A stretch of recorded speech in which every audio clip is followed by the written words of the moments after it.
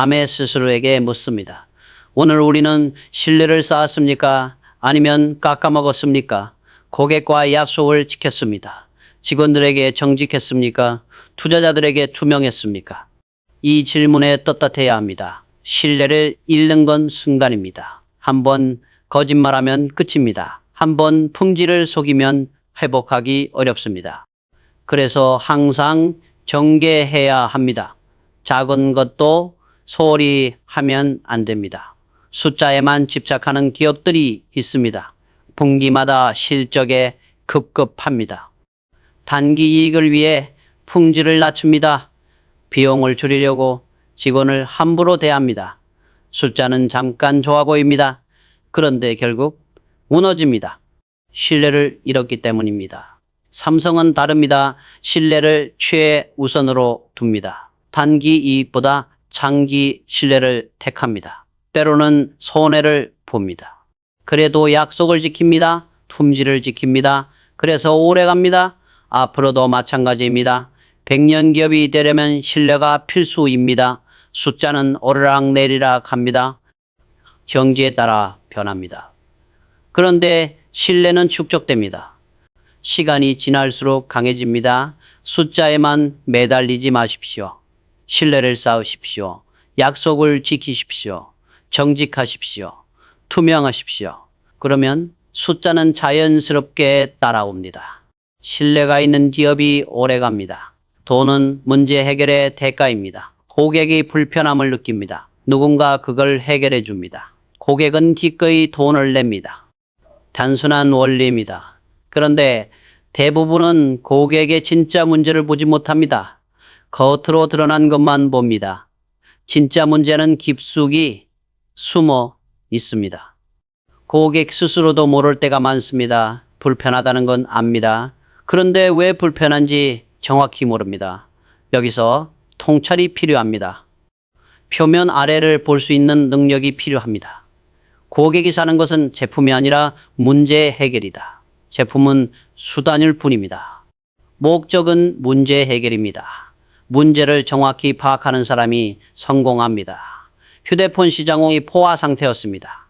모두가 휴대폰을 갖고 있었습니다. 더 이상 성장이 어려워 보였습니다. 경쟁사들은 가격을 낮췄습니다. 기능을 추가했습니다. 그런데 잘 안 팔렸습니다. 우리는 다르게 접근했습니다. 고객의 진짜 문제가 뭔지 파고들었습니다. 관찰했습니다. 인터뷰했습니다. 발견한 게 있었습니다. 사람들은 더 싼 휴대폰을 원하지 않았습니다. 더 많은 기능도 원하지 않았습니다. 진짜 문제는 따로 있었습니다. 배터리가 빨리 닳았습니다. 화면이 작아서 불편했습니다. 디자인이 투박했습니다. 이게 진짜 불편함이었습니다. 여기에 집중했습니다. 배터리를 개선했습니다. 화면을 키웠습니다. 디자인을 세련되게 만들었습니다. 결과는 어땠습니까? 대성공이었습니다. 가격이 비쌌습니다. 그런데 잘 팔렸습니다. 고객의 진짜 문제를 해결했기 때문입니다. 돈이 움직였습니다. 시장 점유율이 올라갔습니다. 지금도 마찬가지입니다. 시장을 보면 비슷한 제품이 넘칩니다. 차별성이 없어 보입니다. 그런데 자세히 보면 다릅니다. 고객 문제를 정확히 파악한 제품이 있습니다. 그런 제품이 팔립니다. 밤에 고민합니다. 우리는 고객의 진짜 문제를 알고 있습니까? 겉으로 드러난 요구만 듣고 있진 않습니까? 더 깊이 파고들어야 하지 않습니까? 문제의 본질을 봐야 합니다. 문제를 찾는 방법은 단순합니다. 고객을 관찰하면 됩니다. 어디서 불편해하는지 봅니다. 어디서 시간을 낭비하는지 봅니다. 어디서 짜증을 내는지 봅니다. 그게 문제입니다. 거기에 기회가 있습니다. 설문조사로는 부족합니다. 고객은 자기 문제를 정확히 표현하지 못합니다. 직접 봐야 합니다. 그들이 생활 속으로 들어가야 합니다. 제품을 어떻게 쓰는지 관찰해야 합니다. 그래야 진짜 문제가 보입니다.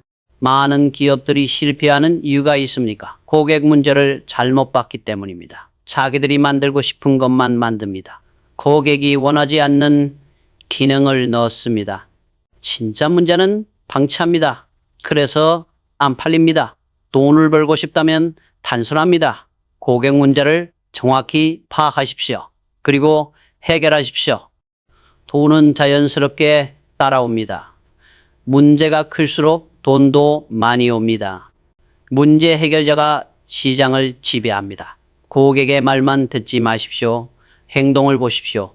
불편해하는 지점을 찾으십시오. 그게 기회입니다. 정확히 파악하십시오. 제대로 해결하십시오. 그러면 돈이 움직입니다. 문제를 보는 사람이 불을 만듭니다.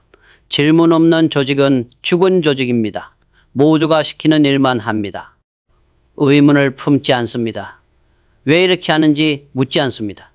관행을 따릅니다. 이런 조직은 미래가 없습니다. 변화할 수 없습니다. 질문이 필요합니다. 그것도 용기 있는 질문이 필요합니다. 불편한 질문 말입니다. 현재를 의심하는 질문 말입니다. 왜 이 방식으로 하는가? 더 나은 방법은 없는가? 고객은 정말 만족하는가? 이런 질문들 말입니다. 질문 없는 기업은 존재할 가치가 없습니다. 질문이 혁신을 만듭니다. 질문이 미래를 엽니다. 삼성은 가전제품 조립회사였습니다. 남들이 만든 부품을 가져와서 조립했습니다. 그럭저럭 먹고 살았습니다. 그런데 질문을 던졌습니다. 이대로 괜찮은가? 평생 조립만 할 건가? 불편한 질문이었습니다. 현실을 부정하는 질문이었습니다. 주변에서 말렸습니다. 지금도 괜찮다고 위험하게 굴지 말라고 했습니다. 그런데 멈추지 않았습니다. 계속 물었습니다. 우리의 미래는 어디에 있는가? 답을 찾기 시작했습니다. 부품을 직접 만들어야 한다는 결론이 났습니다. 기술을 확보해야 한다는 판단이 있었습니다. 반도체에 도전하기로 했습니다. 용기 있는 질문이 용기 있는 결정을 만들었습니다. 쉽지 않았습니다. 수천억 원이 들어갔습니다. 수년간 적자였습니다. 그래도 멈추지 않았습니다. 처음 던진 질문을 잊지 않았습니다. 우리의 미래는 무엇인가? 이 질문이 방향을 제시했습니다. 지금 삼성을 보십시오. 반도체 세계 1등입니다. 디스플레이 세계 1등입니다. 스마트폰 세계 1등입니다. 모두 용기 있는 질문에서 시작됐습니다. 현재 안주하지 않고 미래를 물었기 때문입니다. 밤에 생각합니다. 우리 조직에서 질문이 나오고 있습니까? 직원들이 자유롭게 의문을 제기합니까? 불편한 질문을 환영합니까? 질문이 없다면 위험합니다. 정체되고 있다는 증거입니다. 많은 리더들이 질문을 싫어합니다. 자기 결정에 도전받는 것 같습니다. 권위가 흔들리는 것 같습니다. 그래서 질문을 막습니다. 시키는 대로만 하라고 합니다. 이런 조직은 망합니다. 반대로 질문을 환영하는 리더도 있습니다. 불편해도 듣습니다. 자기 판단을 의심합니다. 더 나은 방법을 찾습니다. 이런 조직이 성장합니다. 질문이 혁신을 만들기 때문입니다. 질문에는 용기가 필요합니다. 특히 윗사람에게 질문하기는 어렵습니다. 눈치가 보입니다. 찍힐까봐 두렵습니다. 그런데 질문하지 않으면 조직이 죽습니다. 용기를 내야 합니다. 리더는 질문을 장려해야 합니다. 불편한 질문일수록 귀담아 들어야 합니다. 질문한 사람을 보호해야 합니다. 그래야 더 많은 질문이 나옵니다. 질문이 많은 조직이 혁신적인 조직입니다. 어떤 질문을 해야 합니까? 현재를 의심하는 질문입니다. 더 나은 방법을 찾는 질문입니다. 고객 관점의 질문입니다. 미래를 준비하는 질문입니다. 이런 질문들이 조직을 바꿉니다. 앞으로도 계속 질문해야 합니다. 안주하지 말아야 합니다. 현재에 만족하지 말아야 합니다. 항상 더 나은 방법을 찾아야 합니다. 질문이 멈추면 성장도 멈춥니다. 용기 있게 질문하십시오. 불편해도 묻십시오. 현재를 의심하십시오. 더 나은 미래를 그려보십시오. 질문이 혁신을 만듭니다. 용기 있는 질문이 미래를 엽니다. 차별화를 말하는 사람이 많습니다. 그런데 행동은 남들과 똑같습니다. 같은 방식으로 일합니다. 같은 기준으로 판단합니다. 같은 목표를 세웁니다. 그러고는 다른 결과를 기대합니다. 불가능합니다. 다른 결과를 원한다면 다른 기준이 필요합니다. 남들보다 높은 기준이 필요합니다. 남들이 보지 못하는 세부 사항을 보는 기준이 필요합니다. 남들이 만족하는 수준에서 만족하지 않는 기준이 필요합니다. 다른 사람들은 포기할 때 나는 계속한다. 이게 기준의 차이입니다. 남들과 같은 지점에서 멈추면 같은 결과를 얻습니다. 더 나아가야 다른 결과가 나옵니다. 품질 기준을 정할 때였습니다. 업계 표준이 있었습니다. 불량률 3% 이하면 합격이었습니다. 경쟁사들은 다들 이 기준을 따랐습니다. 우리도 따를 수 있었습니다. 거부했습니다. 3%가 아니라 0.1%를 목표로 했습니다. 불량품은 한 개도 나가면 안 된다고 했습니다.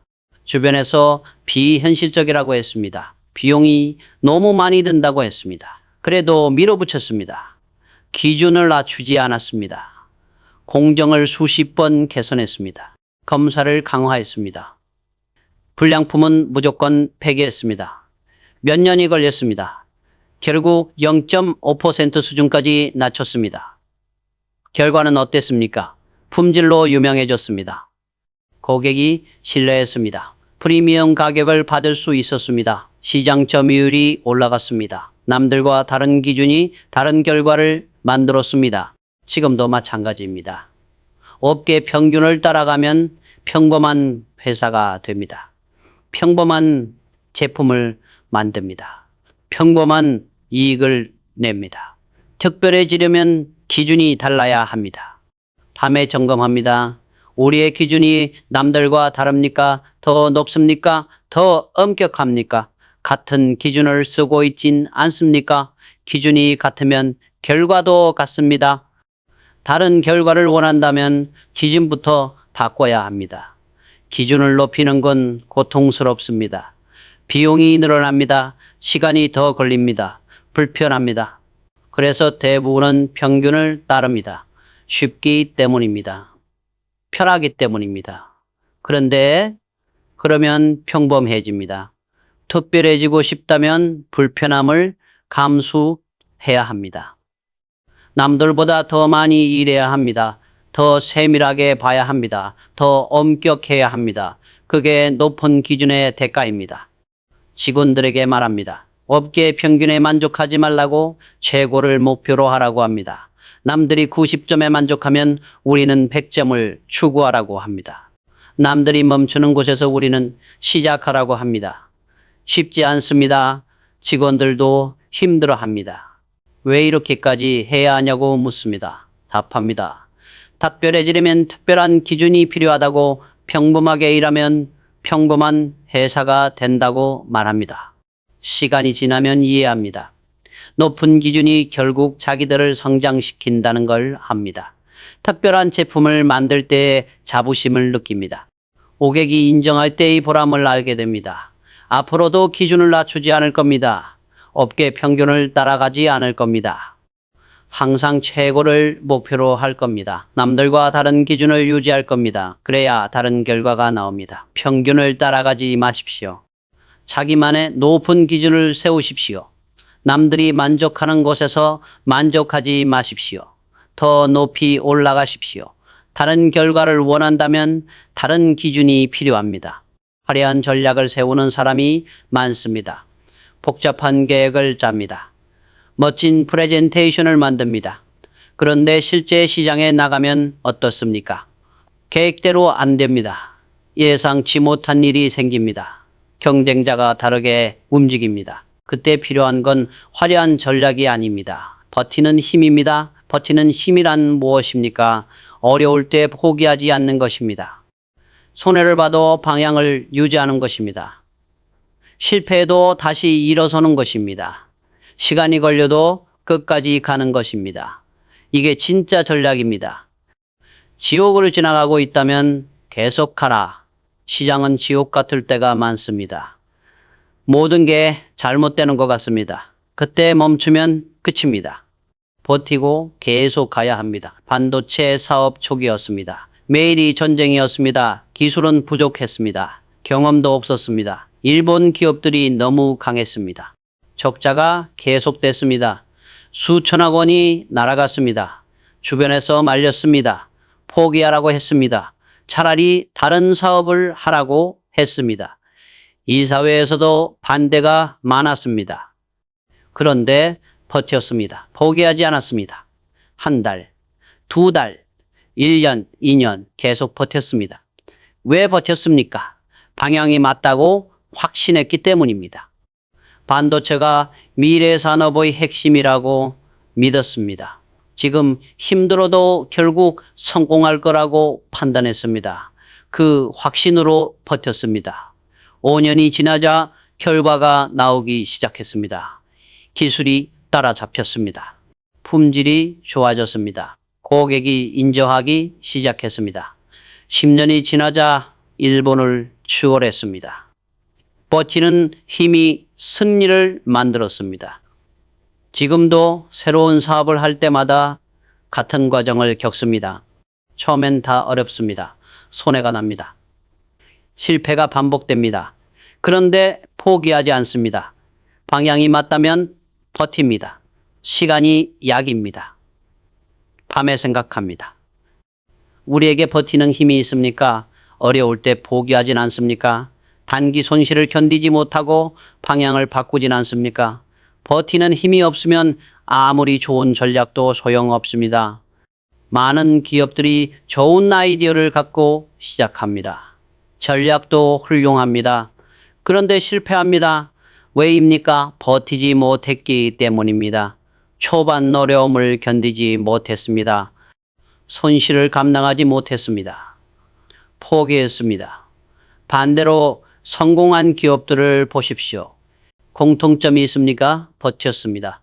아마존도 20년 가까이 적자였습니다. 그래도 버텼습니다. 지금은 세계 최대 기업입니다. 테슬라도 파산 직전까지 갔습니다. 버텼습니다. 지금은 전기차 시장을 지배합니다. 버티는 힘은 어디서 나옵니까? 확신에서 나옵니다.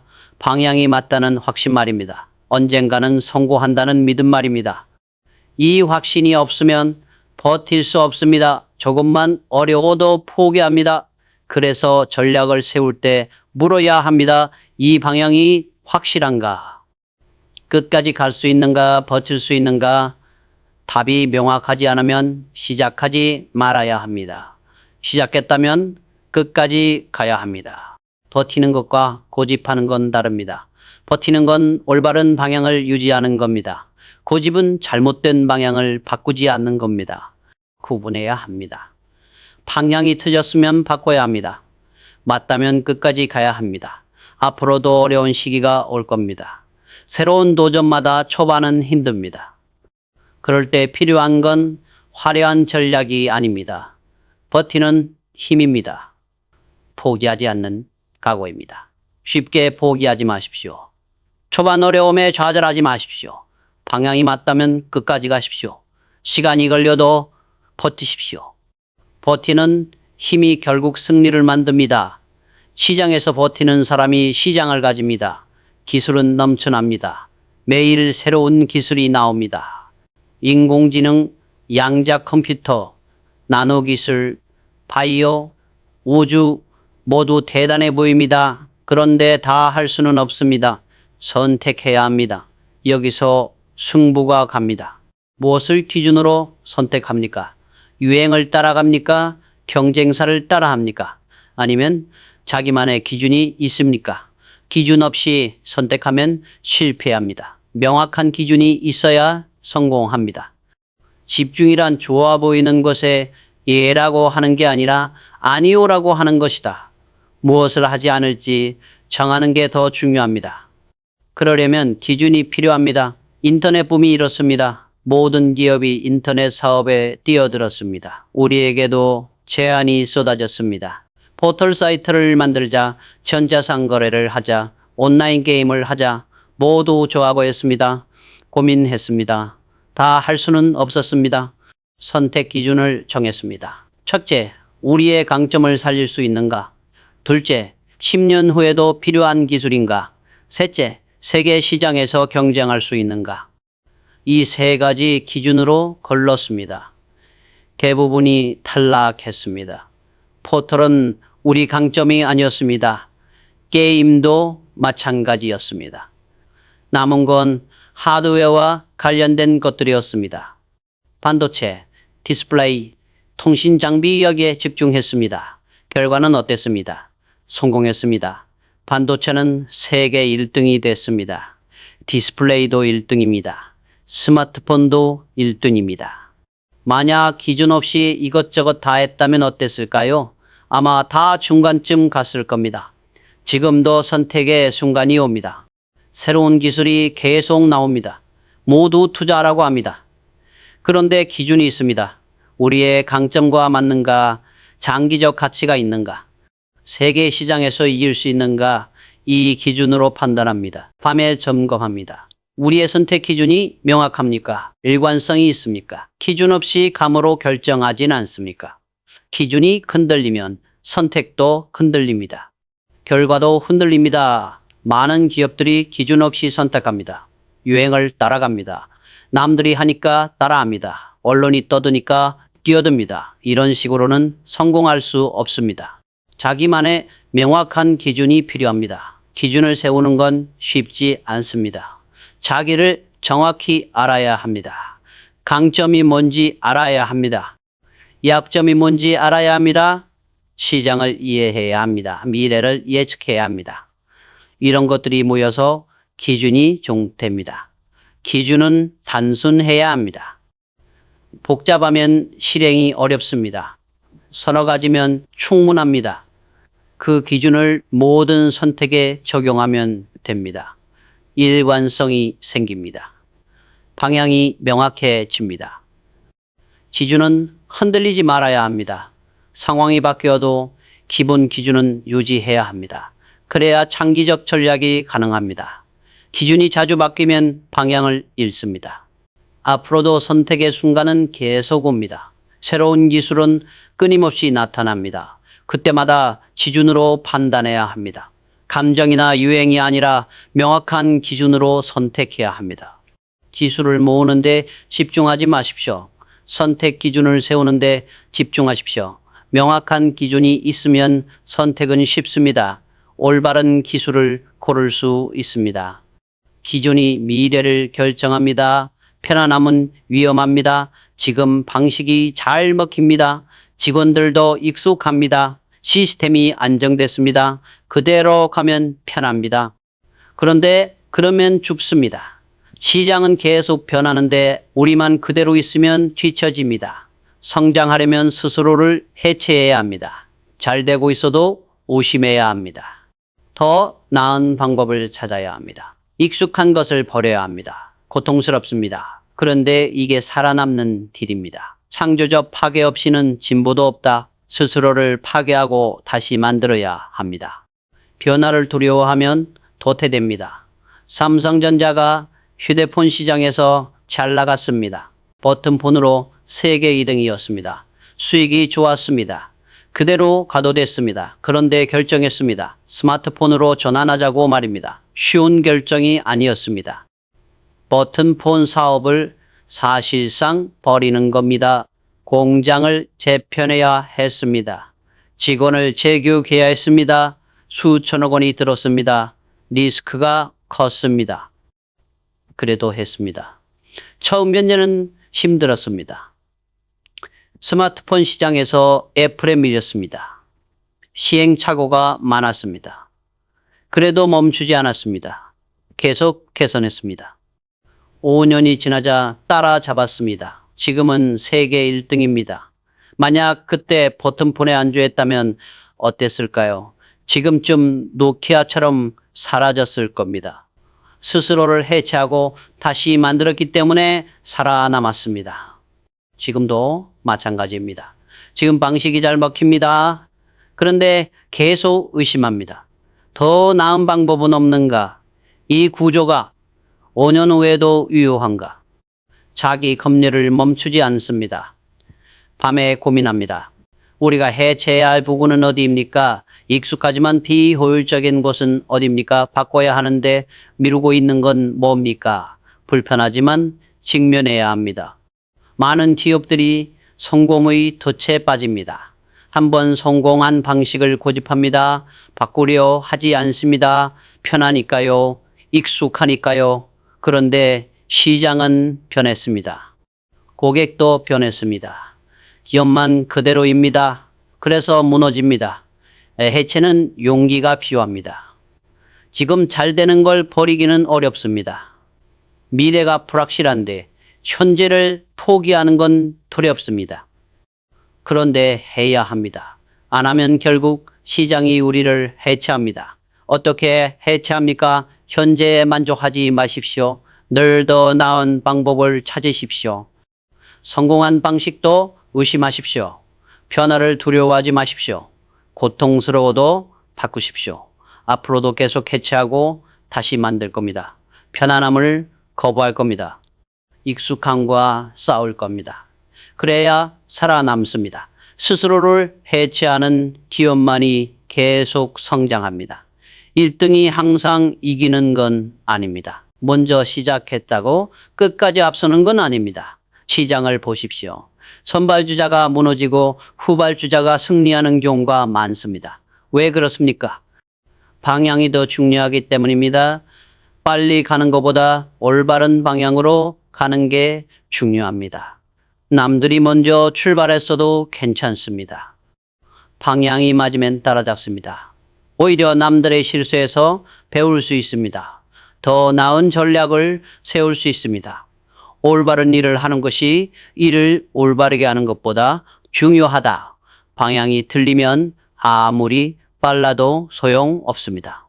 방향이 맞으면 늦어도 결국 도착합니다. 스마트폰 시장에 우리는 늦었습니다. 애플이 먼저 아이폰을 냈습니다. 3년 앞서 있었습니다. 시장을 장악했습니다. 우리는 뒤처진 것 같았습니다. 주변에서 이미 늦었다고 했습니다. 그런데 포기하지 않았습니다. 방향을 정확히 분석했습니다. 스마트폰 시장이 어디로 가는지 봤습니다. 고객이 무엇을 원하는지 연구했습니다. 애플의 약점이 무엇인지 파악했습니다. 발견한 게 있었습니다. 큰 화면을 원하는 사람들이 많았습니다. 다양한 가격대가 필요했습니다. 배터리가 더 오래 가야 했습니다. 여기에 집중했습니다. 방향을 잡았습니다. 5년이 걸렸습니다. 그동안 계속 개선했습니다.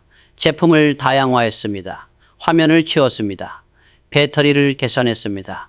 천천히 따라잡았습니다.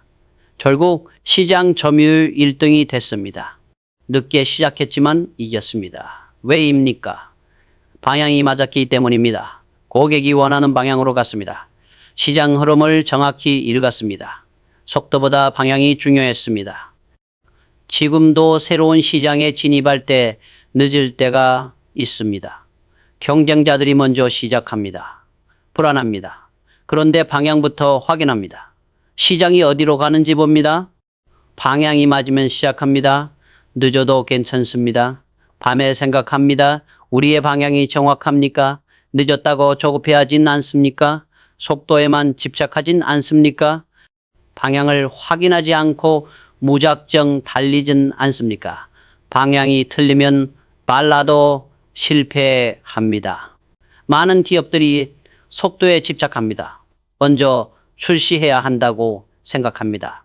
선점이 중요하다고 믿습니다. 물론 때로는 맞습니다. 그런데 방향이 틀리면 의미 없습니다. 역사를 보십시오. 마이스페이스가 페이스북보다 먼저였습니다. 그런데 졌습니다. 야후가 구글보다 먼저였습니다. 그런데 졌습니다. 노키아가 애플보다 먼저 스마트폰을 만들었습니다. 그런데 졌습니다.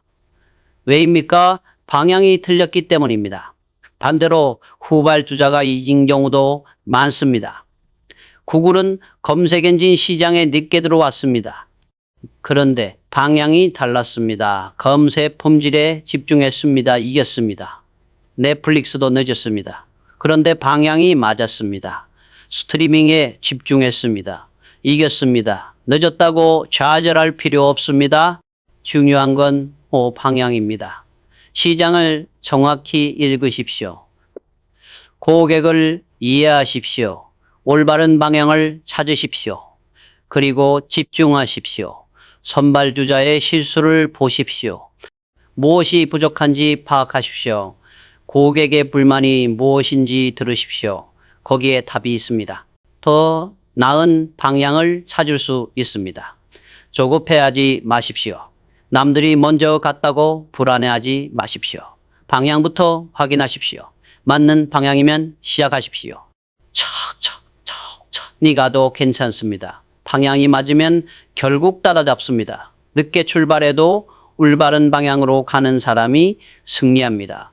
삼성 SDI를 아는 사람이 많지 않습니다. 배터리를 만드는 회사입니다. 화려하지 않습니다. 언론도 잘 다루지 않습니다. 그런데 이 회사의 이야기를 꼭 해야 합니다. 시간을 버티며 성공한 전형적인 사례이기 때문입니다. 90년대 말부터 배터리 사업을 했습니다. 처음에는 작은 배터리였습니다. 휴대폰 배터리, 노트북 배터리. 수익이 미미했습니다. 경쟁도 치열했습니다. 별로 주목받지 못했습니다. 그런데 우리는 봤습니다. 미래를 봤습니다. 전기차 시대가 올 거라고 예측했습니다. 배터리가 핵심이 될 거라고 판단했습니다. 지금은 아니지만 10년, 20년 후를 봤습니다. 투자하기 시작했습니다. 연구 개발에 막대한 자금을 쏟았습니다. 공장을 지었습니다. 인력을 키웠습니다. 수익은 안 났습니다. 오히려 적자였습니다. 주변에서 의문을 제기했습니다. 왜 돈 안 되는 사업에 투자하냐고 말입니다. 삼성 SDI는 시간에 투자했습니다. 당장의 이익보다 미래를 택했습니다. 10년을 버텼습니다. 10년 동안 무엇을 했습니까? 기술을 축적했습니다. 배터리 용량을 높였습니다. 안전성을 개선했습니다. 충전 속도를 빠르게 했습니다. 조용히 준비했습니다. 전기차가 본격적으로 나오기 시작했습니다. 테슬라가 성장했습니다. 유럽이 전기차로 전환하기 시작했습니다. 배터리 수요가 폭발했습니다. 준비되어 있었습니까? 완벽하게 준비되어 있었습니다. 10년간 축적한 기술이 있었습니다. 생산 능력이 있었습니다. 품질이 검증되어 있었습니다. 주문이 쏟아졌습니다. 지금 삼성 SDI는 세계 2등 배터리 회사입니다. 수익이 엄청납니다. 성장 가능성이 무한합니다. 10년을 버틴 결과입니다. 당장의 이익에 급급했다면 불가능했을 결과입니다. 밤에 삼성 SDI 이야기를 합니다. 직원들에게 말합니다. 이게 진짜 전략이라고 시간을 아군으로 만드는 게 승리라고 말입니다. 조급하게 단기 이익만 쫓으면 큰 기회를 놓친다고 합니다. 많은 기업들이 참지 못합니다. 2, 3년 투자했는데 결과가 안 나오면 포기합니다. 주주들이 압박합니다. 단기 실적을 요구합니다. 그래서 미래를 포기합니다. 삼성 SDI는 달랐습니다. 버텼습니다. 물론 쉽지 않았습니다. 이사회에서도 의문이 나왔습니다. 언제까지 적자를 감수할 거냐고 물었습니다. 확신이 필요했습니다. 방향이 맞다는 확신 말입니다. 그 확신으로 버텼습니다. 지금 다른 사업도 마찬가지입니다. 바이오가 그렇습니다. 당장은 수익이 적습니다. 그런데 미래를 봅니다. 10년, 20년 후를 봅니다. 지금 투자하면 나중에 거둡니다. 삼성 SDI가 증명했습니다. 시간은 자산입니다. 조급함은 적입니다. 빨리 결과를 내려고 조급해하면 큰 기회를 놓칩니다. 천천히 가도 괜찮습니다. 방향이 맞으면 시간이 증명해집니다. 앞으로도 새로운 분야에 투자할 겁니다. 당장 수익은 안 날 겁니다. 그래도 할 겁니다. 삼성 SDI처럼 시간을 아군으로 만들 겁니다. 10년, 20년을 내다보고 움직일 겁니다. 조급해하지 마십시오. 당장의 이익에 급급하지 마십시오. 미래를 보십시오. 시간을 투자하십시오. 버티십시오. 삼성 SDI가 보여줬습니다. 시간을 버틴 사람이 결국 승리합니다. 실패는 배움입니다. 실패하면 무엇이 틀렸는지 압니다. 고칠 수 있습니다. 다음에는 더 잘할 수 있습니다. 실패는 혁신의 친구입니다. 진짜 적은 따로 있습니다. 자만입니다. 자만이란 무엇입니까? 지금 잘 되고 있다고 착각하는 겁니다. 더 이상 배울 게 없다고 생각하는 겁니다. 우리가 최고라고 믿는 겁니다. 이런 순간 혁신이 멈춥니다. 성장이 멈춥니다. 솔로는 말했습니다. 오만은 몰락의 시작이라고 말입니다. 기업도 마찬가지입니다. 자만하는 순간 내리막이 시작됩니다. T장은 자만을 용서하지 않습니다. 삼성전자가 휴대폰 시장에서 잘 나갔습니다. 세계 2등이었습니다. 직원들이 자신감을 가졌습니다. 좋았습니다. 그런데 일부는 자만했습니다. 회의에서 들었습니다. 우리가 최고입니다. 경쟁사는 따라올 수 없습니다. 지금 방식이 완벽합니다. 이런 말들이 나왔습니다. 위험 신호였습니다. 자만의 시작이었습니다. 즉시 개입했습니다. 회의를 중단시켰습니다. 직원들에게 말했습니다. 우리는 아직 멀었습니다. 애플을 보십시오. 소니를 보십시오. 우리보다 훨씬 앞서 있습니다. 자만하는 순간 우리는 끝입니다. 자만을 경계했습니다. 성공할 때마다 더 조심했습니다. 실적이 좋을 때마다 더 긴장했습니다. 직원들에게 계속 말했습니다. 우리는 아직 부족하다고, 더 배워야 한다고, 계속 개선해야 한다고 말입니다. 쉽지 않았습니다. 사람들은 성공하면 자만합니다. 자연스러운 현상입니다. 그런데 이걸 막아야 합니다. 리더의 역할입니다. 끊임없이 경계해야 합니다. 밤에 스스로에게 묻습니다. 나는 자만하고 있지 않은가? 우리 조직의 자만에 빠지진 않았는가? 성공에 취해 있진 않은가? 자만의 징후가 보이면 즉시 조치합니다. 자만의 징후는 무엇입니까? 비판을 거부합니다. 새로운 의견을 무시합니다. 배우려 하지 않습니다. 과거 성공만 이야기합니다. 경쟁자를 깔봅니다. 이런 징후가 보이면 위험합니다. 자만을 막는 방법은 단순합니다. 겸손하면 됩니다. 항상 배우려는 자세를 가지면 됩니다. 경쟁자를 존중하면 됩니다. 고객의 목소리를 들으면 됩니다. 끊임없이 개선하려 하면 됩니다.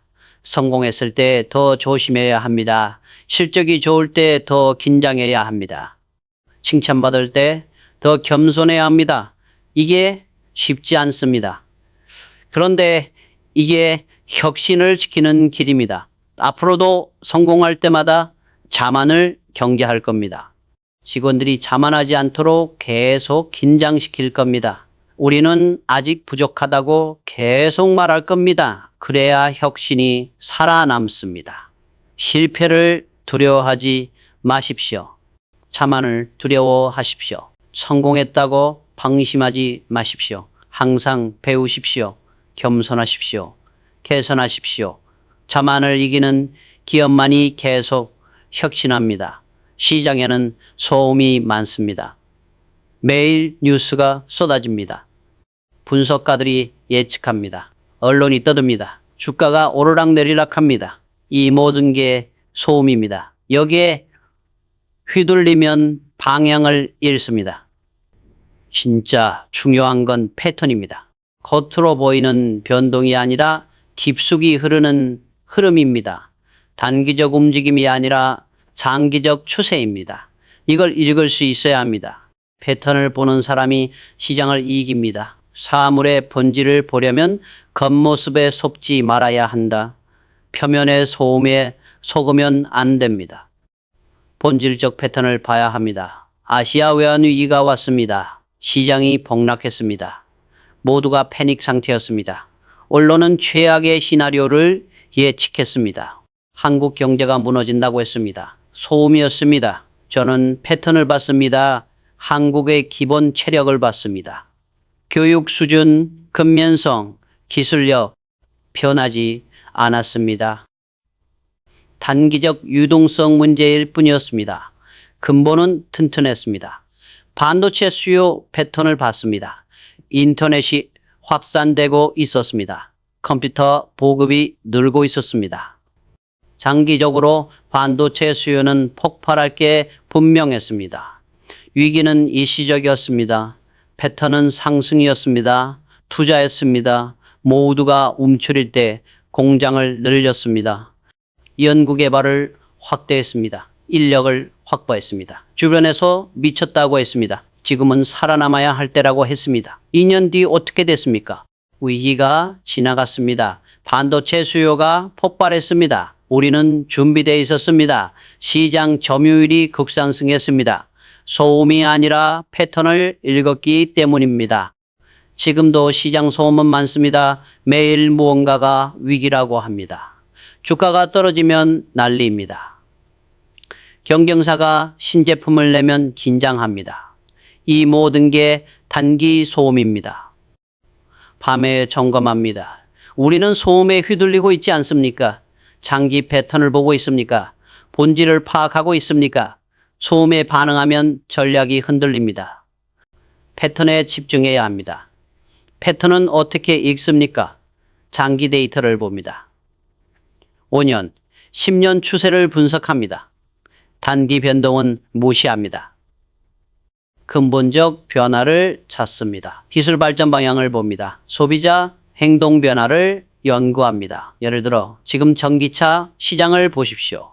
매일 뉴스가 나옵니다. 어떤 회사가 신차를 냈다, 배터리가 폭발했다, 판매가 부진하다. 소음입니다. 진짜 패턴은 뭡니까? 장기적으로 내연기관에서 전기로 전환되고 있습니다. 이게 패턴입니다. 단기적으로 판매가 부진할 수 있습니다. 기술 문제가 생길 수 있습니다. 그런데 장기 패턴은 변하지 않습니다. 환경 규제는 강화됩니다. 배터리 기술은 개선됩니다. 전기차는 늘어납니다. 이게 패턴입니다. 많은 기업들이 소음에 반응합니다. 경쟁사가 뭔가 하면 따라합니다. 주가가 떨어지면 패닉합니다. 언론 보도에 일희일비합니다. 이러면 방향을 잃습니다. 전략이 없어집니다. 반대로 패턴을 잇는 기업은 흔들리지 않습니다. 단기 변동을 무시합니다. 장기 방향에 집중합니다. 소음 속에서도 길을 잃지 않습니다. 결국 이깁니다. 패턴을 읽으려면 인내가 필요합니다. 즉각적 반응을 참아야 합니다. 시간을 들여 분석해야 합니다. 데이터를 축적해야 합니다. 성급하게 판단하면 소음에 속습니다. 앞으로도 시장 소음은 계속될 겁니다. 매일 뭔가 일어날 겁니다. 그럴 때마다 물어야 합니다. 이게 소음입니까? 패턴입니까? 단기 변동입니까?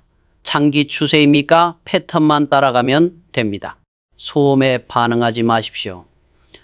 뉴스에 일희일비하지 마십시오. 패턴을 보십시오. 장기 추세를 읽으십시오. 본질적 변화를 파악하십시오. 소음은 지나갑니다. 패턴은 남습니다. 패턴을 읽는 사람이 시장을 지배합니다. 미래는 예측할 수 없습니다. 무슨 일이 일어날지 아무도 모릅니다. 어떤 기술이 나올지 확실하지 않습니다. 어떤 위기가 올지 알 수 없습니다. 그런데 한 가지는 확실합니다. 준비한 사람만 기회를 잡는다는 겁니다. 미래는 불공평해 보입니다. 어떤 사람은 운이 좋습니다. 어떤 기업은 타이밍이 좋습니다. 그런데 자세히 보면 다릅니다. 운이 좋아 보이는 사람은 준비했습니다. 타이밍이 좋은 기업은 기다렸습니다. 준비한 사람에게 미래는 공평합니다. 기회는 누구에게 나옵니다. 그런데 준비된 사람만 잡습니다. 준비 안 된 사람에게는 기회가 와도 보이지 않습니다. 50년 넘게 기업을 경영하면서 배웠습니다. 성공한 것처럼 보일 때마다 사람들이 말합니다.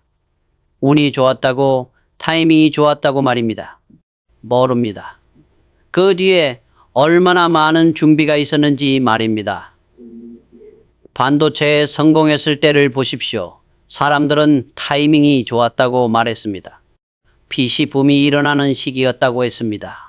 틀렸습니다. 우리는 10년 전부터 준비했습니다. PC가 뜨기 전부터 투자했습니다. 수천억 원을 쏟아부었습니다. 적자가 계속됐습니다. 실패를 반복했습니다. 그래도 멈추지 않았습니다. 10년을 준비했습니다. PC 붐이 왔을 때 우리는 준비되어 있었습니다. 운이 아니었습니다. 준비였습니다. 스마트폰도 마찬가지였습니다.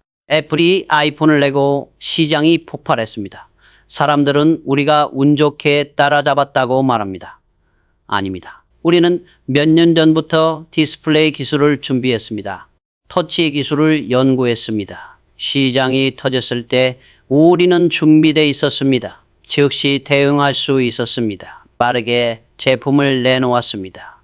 준비했기 때문에 가능했습니다. 준비 안 했다면 기회를 놓쳤을 겁니다. 지금도 미래를 준비하고 있습니다. 어떤 미래가 올지 정확히는 모릅니다. 그런데 방향은 압니다. 인공지능, 바이오, 로봇 이런 분야가 중요해질 겁니다. 지금부터 준비합니다. 당장 수익은 안 납니다. 투자만 들어갑니다. 결과가 언제 나올지 모릅니다. 그래도 합니다. 미래가 왔을 때 준비돼 있어야 합니다. 그때 가서 준비하면 늦습니다.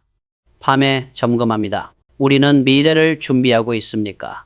5년 후, 10년 후를 대비하고 있습니까? 당장의 이익에만 급급하진 않습니까? 미래 준비를 게을리하면 기회가 와도 잡을 수 없습니다. 많은 기업들이 미래 준비를 안 합니다. 당장 급합니다. 풍지 실적이 중요합니다. 투자할 여유가 없습니다. 이해합니다. 그런데 이러면 미래가 없습니다. 기회가 와도 놓칩니다. 준비는 구체적이어야 합니다. 막연하게 미래를 생각하는 게 아닙니다. 기술을 확보합니다. 인력을 키웁니다. 설비를 갖춥니다. 시스템을 만듭니다. 실질적으로 준비합니다. 시간이 걸립니다. 5년, 10년 걸릴 수 있습니다. 그동안 결과가 안 나올 수 있습니다.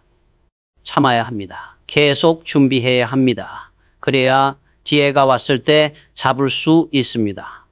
앞으로도 예측 못한 일들이 일어날 겁니다. 새로운 기술이 나올 겁니다. 시장이 변할 겁니다. 그때마다 준비된 사람과 안 된 사람이 갈립니다. 준비된 사람은 기회를 잡습니다. 안 된 사람은 놓칩니다. 미래를 불평하지 마십시오. 운을 탓하지 마십시오. 지금 준비하십시오. 5년 후, 10년 후를 대비하십시오. 구체적으로 준비하십시오. 시간이 걸려도 계속하십시오.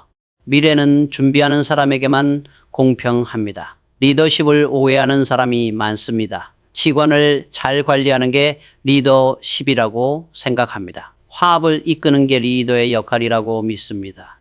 틀렸습니다. 그건 부차적입니다. 리더의 진짜 역할은 방향을 제시하는 겁니다. 방향이 없으면 아무리 좋은 팀도 소용없습니다. 다들 열심히 일합니다. 그런데 어디로 가는지 모릅니다. 각자 다른 방향으로 갑니다. 힘만 낭비됩니다. 리더가 방향을 제시해야 합니다. 리더의 첫째 덕목은 방향입니다. 어디로 갈지 명확히 제시해야 합니다. 그래야 조직이 움직입니다. 삼성이 반도체에 진출하기로 결정했을 때였습니다. 반대가 많았습니다. 직원들도 불안해했습니다. 이 사진도 우려했습니다. 당연했습니다. 생소한 분야였으니까요. 그런데 결정했습니다. 반도체로 간다고 선언했습니다. 이유를 설명했습니다. 왜 반도체인지, 왜 지금인지, 어떻게 알 건지 밝혔습니다. 방향을 명확히 제시했습니다. 처음엔 혼란스러워했습니다. 어떻게 해야 할지 몰랐습니다. 그런데 방향이 명확하니까 점차 정리됐습니다. 각자 역할을 찾았습니다. 같은 방향으로 움직이기 시작했습니다. 쉽지 않았습니다. 실패도 많았습니다. 그런데 방향이 흔들리지 않았습니다. 계속 같은 방향을 가리켰습니다. 직원들이 믿었습니다. 따라왔습니다. 결국 성공했습니다. 지금도 마찬가지입니다. 새로운 사업을 시작할 때마다 방향을 제시합니다. 왜 이 사업을 하는지, 어디로 갈 건지, 어떻게 이길 건지 말합니다. 직원들이 이해할 때까지 설명합니다. 밤에 생각합니다. 내가 제시한 방향이 명확합니까? 직원들이 이해하고 있습니까? 같은 방향을 보고 있습니까?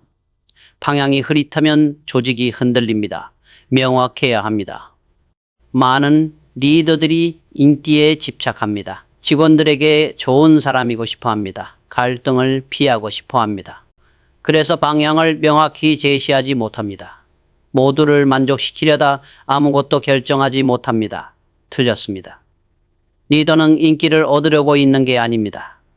방향을 제시하려고 있는 겁니다. 때로는 불편한 결정을 해야 합니다. 반대를 무릅쓰고 밀고 나가야 합니다. 그게 리더의 책임입니다. 방향을 제시할 때 필요한 게 있습니까? 확신입니다. 리더 자신이 확신해야 합니다. 이 방향이 맞다고 믿어야 합니다. 확신이 없으면 직원들도 믿지 않습니다. 흔들립니다. 그래서 방향을 정하기 전에 철저히 분석합니다. 시장을 연구합니다. 기술을 파악합니다. 경쟁자를 봅니다. 확신이 설 때까지 고민합니다. 확신이 서면 선언합니다. 그리고 절대 흔들리지 않습니다. 직원 관리도 중요합니다. 화합도 필요합니다. 그런데 이것들은 방향이 있을 때 의미가 있습니다. 방향 없는 화합은 무의미합니다. 방향 없는 관리는 낭비입니다. 앞으로도 계속 방향을 제시할 겁니다. 명확하게 말할 겁니다. 직원들이 이해할 때까지 설명할 겁니다. 반대가 있어도 밀고 나갈 겁니다. 그게 리더의 책임입니다. 인기를 구하지 마십시오. 방향을 제시하십시오. 명확하게 말하십시오. 확신을 가지고 밀고 나가십시오. 직원들은 따라올 겁니다. 방향이 명확한 리더를 직원들은 결국 신뢰합니다. 가격만 보는 사람이 많습니다. 얼마에 사고 얼마에 팔지만 생각합니다. 당장의 손익만 계산합니다. 이런 사람은 진짜 기회를 놓칩니다. 가치를 보는 눈이 없기 때문입니다. 가치와 가격은 다릅니다. 가격은 지금 시장에서 매겨진 숫자입니다. 변합니다. 오르락내리락 합니다. 가치는 본질입니다. 시간이 지나도 변하지 않는 것입니다. 가치를 볼 수 있어야 진짜 기회를 잡습니다.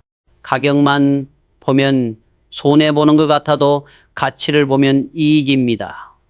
반도체 장비를 사야 했습니다. 가격이 엄청났습니다. 수백억 원이었습니다. 재무팀에서 반대했습니다. 너무 비싸다고 했습니다. 투자 대비 수익이 안 나온다고 계산했습니다. 가격만 보면 맞는 말이었습니다. 당장은 손해였습니다. 그런데 저는 가치를 봤습니다. 이 장비로 만들 제품의 가치를 봤습니다. 축적될 기술의 가치를 봤습니다. 10년 후에 가치를 봤습니다. 샀습니다. 비쌌습니다. 단기적으로는 손실이었습니다. 그런데 가치가 있었습니다. 그 장비로 기술을 배웠습니다. 노하우를 쌓았습니다. 인력을 키웠습니다. 10년 뒤 그 가치가 수천억 원의 이익으로 돌아왔습니다. 지금도 투자 결정을 할 때 가치를 봅니다. 당장의 가격이 아니라 장기적 가치를 판단합니다. 지금 비싸 보여도 가치가 있으면 투자합니다. 지금 싸 보여도 가치가 없으면 안 합니다. 밤에 고민합니다. 우리는 가치를 제대로 평가하고 있습니까? 가격에만 집착하진 않습니까? 단기 손익만 계산하진 않습니까? 가치를 놓치면 진짜 기회를 놓칩니다. 많은 기업들이 가격에만 집중합니다. 싼 것만 찾습니다. 당장의 비용만 줄이려 합니다. 그러다 가치 있는 투자를 놓칩니다. 경쟁자가 그 기회를 잡습니다. 인재 채용도 마찬가지입니다. 연봉만 보는 기업이 있습니다. 싼 사람을 뽑으려 합니다. 틀렸습니다. 가치를 봐야 합니다. 이 사람이 회사에 가져올 가치를 봐야 합니다. 연봉이 비싸도 가치가 크면은 이익입니다. 기술 투자도 그렇습니다. 당장 수익이 안 나는 기술이 많습니다. 비용만 들어갑니다. 가격으로만 보면 손해입니다. 그런데 가치를 보면 다릅니다. 미래 경쟁력입니다. 10년 후의 수익입니다. 가치를 보는 눈은 어떻게 기릅니까? 장기적으로 생각하면 됩니다. 지금만 보지 말고 5년, 10년 후를 봅니다. 숫자만 보지 말고 본질을 봅니다. 표면만 보지 말고 깊이를 봅니다. 시장을 보십시오. 가격만 보는 사람은 단기 매매나 합니다. 가치를 보는 사람은 장기 투자를 합니다. 누가 더 큰 부를 만듭니까? 가치 투자자입니다. 워런 버핏이 증명했습니다. 기업도 마찬가지입니다. 가격만 보는 기업은 단기 이익에 급급합니다. 가치를 보는 기업은 장기 성장을 만듭니다. 누가 오래 갑니까? 가치를 아는 기업입니다. 앞으로도 가치 중심으로 판단할 겁니다. 당장의 가격이 비싸도 가치가 있으면 투자할 겁니다. 단기 손실을 감수하더라도 장기 가치를 추구할 겁니다. 그게 진짜 기회를 잡는 길입니다. 가격에 속지 마십시오. 가치를 보십시오. 단기가 아니라 장기를 보십시오. 숫자가 아니라 본질을 보십시오. 가치를 보는 눈이 생기면 기회가 보입니다. 가치를 아는 사람이 진짜 부를 만듭니다. 매일 선택의 순간이 옵니다. 어떤 프로젝트를 할지, 누구를 뽑을지, 어디에 투자할지 결정해야 합니다. 이때 기준이 없으면 어떻게 됩니까? 감으로 선택합니다. 기분으로 결정합니다. 도박입니다. 기준이 있으면 다릅니다. 같은 잣대로 평가할 수 있습니다. 일관성이 생깁니다. 실수가 줄어듭니다. 옳은 선택을 할 확률이 높아집니다. 기준이 있는 선택과 없는 선택은 완전히 다릅니다. 우수함은 행위가 아니라 습관이다. 기준도 마찬가지입니다. 한번 잘 선택하는 게 아닙니다. 늘 기준에 따라 선택하는 습관이 필요합니다. 40년 넘게 수많은 선택을 했습니다. 크고 작은 결정들이었습니다. 처음엔 실수가 많았습니다. 감으로 결정했기 때문입니다. 어떤 건 잘 됐습니다. 어떤 건 실패했습니다. 운이었습니다. 깨달았습니다. 이러면 안 되겠다고 생각했습니다. 기준을 만들기 시작했습니다. 투자 결정 기준, 인재 채용 기준, 사업 진출 기준 하나씩 정리했습니다. 예를 들어 신규 사업 진출 기준을 만들었습니다. 첫째, 우리 핵심 역량과 관련이 있는가? 둘째, 10년 후에도 성장 가능한 시장인가? 셋째, 세계 시장에서 3위 안에 들 수 있는가? 이 세 가지 기준을 충족해야 합니다. 이 기준으로 수많은 제안을 걸렀습니다. 좋아하고 있는 사업도 많았습니다. 그런데 기준에 안 맞으면 거절했습니다. 처음엔 아쉬웠습니다. 기회를 놓치는 것 같았습니다. 시간이 지나니 알게 됐습니다. 기준에 맞지 않아 거절한 사업들이 대부분 실패했습니다. 기준이 나를 지켜줬습니다. 실수를 막아줬습니다. 감사했습니다. 지금도 모든 중요한 결정의 기준을 적용합니다. 기준에 맞는지 먼저 확인합니다. 맞으면 진행합니다. 안 맞으면 아무리 좋아 보여도 하지 않습니다. 기준을 흔들지 않습니다. 밤에 점검합니다. 오늘 내린 결정들이 기준에 맞았습니까? 감으로 선택하진 않았습니까? 기준을 무시하진 않았습니까? 기준 없이 선택한 게 있다면 재검토합니다. 많은 사람들이 기준 없이 살아갑니다. 그때그때 느낌으로 결정합니다. 기분 좋으면 합니다. 싫으면 안 합니다. 이러면 일관성이 없습니다. 실수가 반복됩니다. 기업도 마찬가지입니다. 기준 없이 의사결정하는 기업이 많습니다. 경영진의 직감에 의존합니다. 이 사회에서 목소리 큰 사람 의견을 따릅니다. 위험합니다. 도박과 다를 게 없습니다. 기준을 만드십시오. 명확하게 정하십시오. 글로 써놓으십시오. 모든 결정에 적용하십시오. 예외를 두지 마십시오. 기준이 불편해도 따르십시오. 기준은 간단해야 합니다. 복잡하면 적용이 어렵습니다. 서너 개면 충분합니다. 핵심만 담으면 됩니다. 누구나 이해할 수 있게 명확해야 합니다. 기준은 진화할 수 있습니다. 시장이 변하면 기준도 조정할 수 있습니다. 그런데 자주 바꾸면 안 됩니다. 기준의 본질은 유지해야 합니다. 일관성이 중요합니다. 앞으로도 기준 중심으로 결정할 겁니다. 감이 아니라 기준으로 선택할 겁니다. 좋아 보여도 기준에 안 맞으면 거절할 겁니다. 기준이 회사를 지킵니다. 기준 있는 선택이 성공을 만듭니다. 실행력을 강조하는 사람이 많습니다. 일단 하고 보자고 말합니다. 빨리 움직이는 게 중요하다고 합니다. 반은 맞고 반은 틀렸습니다. 실행은 중요합니다. 그런데 더 중요한 건 정확한 실행입니다. 잘못된 방향으로 빨리 가면 어떻게 됩니까? 더 빨리 실패합니다. 엉뚱한 곳에 도착합니다. 속도보다 정확성이 먼저입니다. 정확하게 실행해야 합니다. 그래야 성공합니다. 빠른 실행보다 정확한 실행이 결국 더 빠릅니다. 제대로 하면 다시 할 필요가 없습니다. 반도체 칩을 생산할 때였습니다. 경쟁사들은 속도를 중시했습니다. 빨리 많이 만들었습니다. 생산량을 늘리는 데 집중했습니다. 우리도 그렇게 할 수 있었습니다. 거부했습니다. 속도보다 정확성을 택했습니다. 한 개를 정확하게 만들자고 했습니다. 불량이 나오면 라인을 멈췄습니다. 원인을 찾을 때까지 재개하지 않았습니다. 느렸습니다. 직원들이 답답해했습니다. 경쟁사는 벌써 저만큼 갔는데 우리는 여기 있다고 했습니다. 설득했습니다.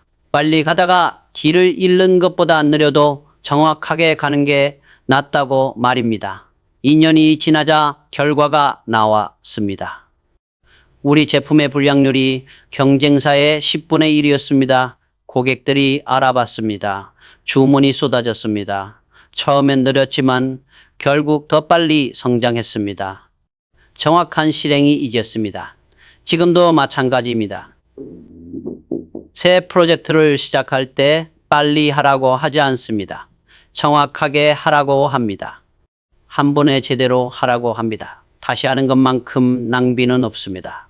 밤에 점검합니다. 오늘 우리의 실행이 정확했습니까? 빠르게만 하려고 하진 않았습니까? 품질을 희생하진 않았습니까?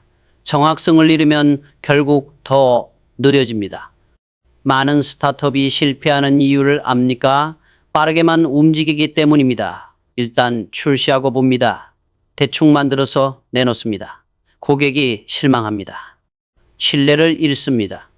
회복하기 어렵습니다. 반대로 성공하는 기업들을 보십시오. 정확하게 실행합니다. 애플을 보십시오. 느립니다. 신제품이 늦게 나옵니다. 그런데 나오면 완벽합니다. 고객이 만족합니다. 정확한 실행입니다. 정확한 실행에는 무엇이 필요합니까? 첫째, 명확한 기준입니다. 무엇이 정확한 건지 알아야 합니다. 둘째, 검증 시스템입니다. 제대로 했는지 확인해야 합니다. 셋째, 고치는 용기입니다. 잘못됐으면 다시 해야 합니다. 직원들을 교육할 때 강조합니다. 빨리 하는 것보다 제대로 하는 게 중요하다고 말입니다. 한 번에 정확하게 하는 습관을 들이라고 합니다. 대충 빨리 하는 습관은 그 회사를 망칩니다. 물론 속도도 중요합니다. 너무 느리면 기회를 놓칩니다. 균형이 필요합니다. 그런데 선택해야 한다면 정확성을 택해야 합니다. 정확하게 하는 습관이 생기면 속도는 저절로 빨라집니다. 프로세스를 정립하십시오. 어떻게 하는 게 정확한 방법인지 정하십시오. 표준을 만드십시오. 모두가 같은 방법으로 정확하게 일하게 하십시오. 처음엔 느립니다. 익숙해지면 빨라집니다. 검증을 빼먹지 마십시오. 실행했으면 확인하십시오. 제대로 됐는지 점검하십시오. 문제가 있으면 고치십시오. 이 단계를 생략하고 빨리 가려다가 더 큰 문제가 생깁니다. 앞으로도 정확한 실행을 추구할 겁니다. 속도 압박이 있어도 품질을 포기하지 않을 겁니다. 한 번에 제대로 하는 문화를 유지할 겁니다. 정확한 실행이 결국 가장 빠른 길입니다. 빨리만 하려 하지 마십시오. 정확하게 하십시오. 한 번에 제대로 하십시오. 검증하십시오. 틀렸으면 고치십시오. 정확한 실행의 습관이 성공을 만듭니다. 모두가 주목하는 시장은 이미 늦었습니다. 언론이 떠듭니다. 투자자가 몰립니다. 경쟁이 치열합니다. 진입해도 이익을 내기 어렵습니다. 진짜 기회는 다른 곳에 있습니다. 남들이 안 보는 곳에 있습니다. 남들이 안 보는 이유가 있습니까? 작아 보이기 때문입니다. 지금은 수익이 안 나기 때문입니다. 불확실해 보이기 때문입니다. 그래서 무시합니다. 그런데 거기서 새로운 시장이 태어납니다. 모두가 보는 곳을 피하고 아무도 안 보는 곳을 봐야 합니다. 모두가 PC 시장에 집중했습니다. 컴퓨터가 대세였습니다. 우리도 PC를 만들었습니다. 그런데 다른 곳도 봤습니다. 휴대폰 시장을 봤습니다. 당시 휴대폰은 작았습니다. 비쌌습니다. 일부 사람만 썼습니다. 시장 규모가 작았습니다. 대부분 기업이 무시했습니다. 미래가 없어 보였습니다. 우리는 달리 봤습니다. 모든 사람이 휴대폰을 가질 거라고 예측했습니다. 가격이 내려가면 보급될 거라고 판단했습니다. 지금은 작지만 10년 후엔 PC보다 클 시장이라고 믿었습니다. 투자했습니다.